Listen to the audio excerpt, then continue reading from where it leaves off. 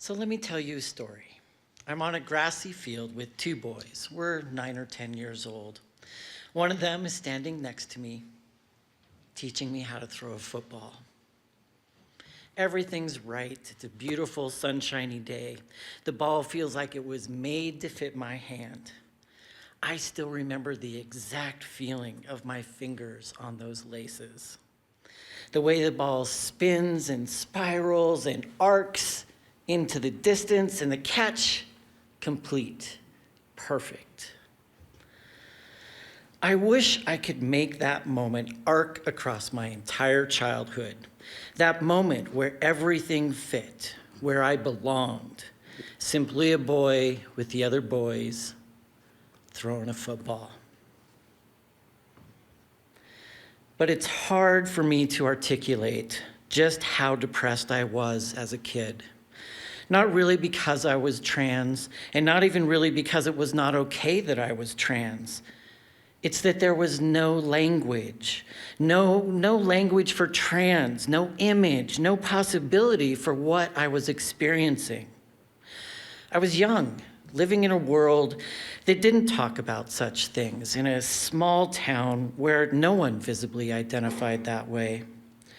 And because I didn't have words to describe how I felt, and I didn't feel like anyone else I knew, I was truly lost, a complete misfit. And not the kind that's quirky and weird, but the kind that cannot find anyone to communicate with or commiserate with. I constantly thought about dying, constantly. Not just for a few days, a week, a month, but for years and decades.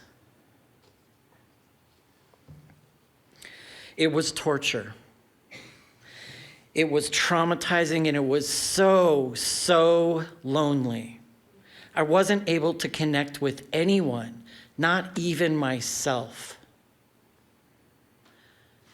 At 13, I tried to kill myself. No one noticed. At 16, I tried to kill myself, and no one noticed. Had I known that there was something called trans and been able to talk about it, been able to dress differently, been able to live differently, been able to stop trying to be the girl that I clearly wasn't, things might have been different. But none of that fucking happened. I was left with this unknown depression, this sadness, this constant misalignment between what I wanted and what I was supposed to want and what I was supposed to do. And I had this constant fear of others, because if they see who you really are and how much you hate everything girly and feminine, what would happen then? You would be considered such a freak. And since there was no way I could imagine growing up to become a man, and I knew I could never really be a woman except as a failed woman, there was no future for me.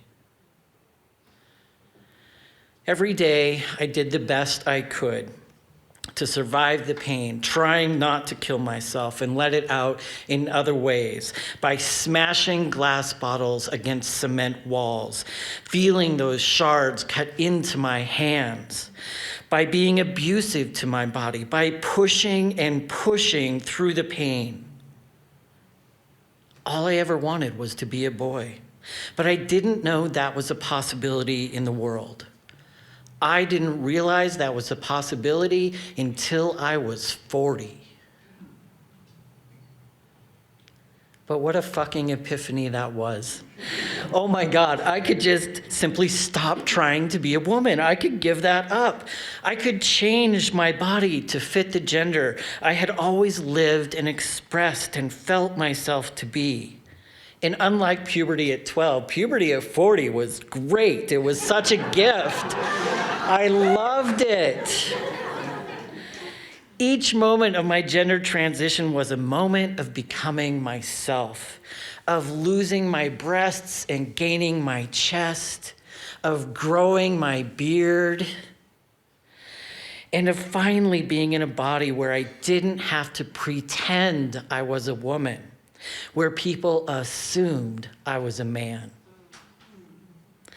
Being seen as a man finally let me stop fighting myself so much. Once I was recognized in the world as male, I could actually express femininity in a way that I simply couldn't when my body was seen as female.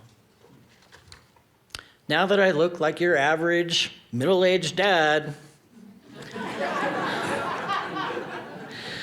I can proudly wear pink because it doesn't call into question my gender identity, but it does speak to the type of man I choose to be.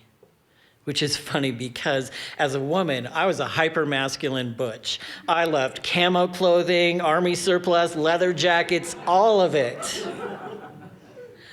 But now I find those items of hyper-masculinity to be toxic, and they don't really reflect who I am. I'm a man with a woman's history. I'm a man who loves to do cross-stitch, to knit, to create art, to garden. I would love to grow up to be an old cat lady. I am far more than what you see on the outside, but I had to change what people saw on the outside in order to really be free and able to live on the inside. Being seen as a woman was like being a fake. It was the aspect that lied to the world. What you see now is the whole truth of myself. I love being a man, a trans man. People sometimes ask me, if I was reborn, would I choose to be trans and go through the struggle again? The answer is yes. There were so many gifts. I discovered the world from different perspectives, in touch with femininity, masculinity, and all things in between. But honestly, I don't think I could survive the pain of growing up the way I did in that small town with no language, no acceptance, and no possibilities. I simply couldn't do it again. And without literally cutting open the scars of childhood in front of you now, I can't give you an idea of all the needless torture that I experienced because it doesn't need to be that way. Really, what makes people so afraid of a child being trans? Of a child you thought was a girl being a boy? Of a child you assumed was a boy being a girl? Or a child saying, I don't want to be either gender? Why can't we just support our trans kids? Why are there hundreds of pieces of legislation across the country being presented right now against the recommendation of the American Medical Association, against the recommendation of the American Academy of Pediatrics, and against the will of parents who are just trying to help their child choose life?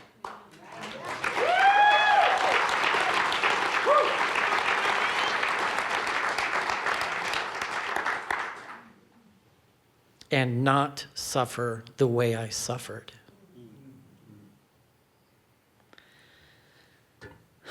Sometimes on a quiet, sunny afternoon, I look out over the park near my house.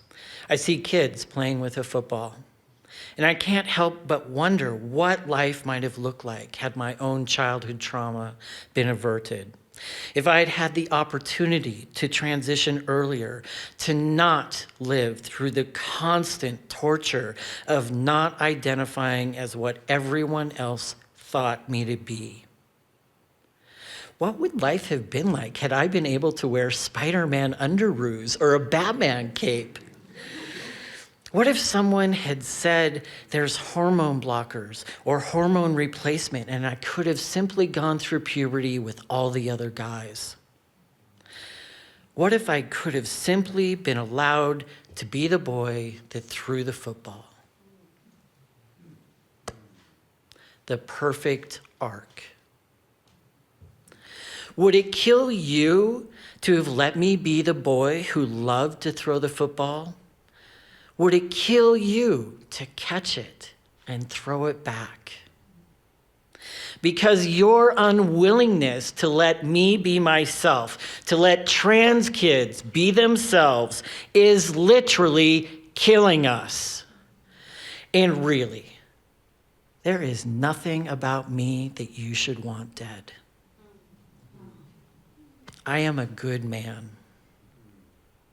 My journey around gender is simply different than yours, and I wouldn't trade mine for anything. Please, just don't get in the way of what we need for our journey. And I wish you the best in yours. Catch.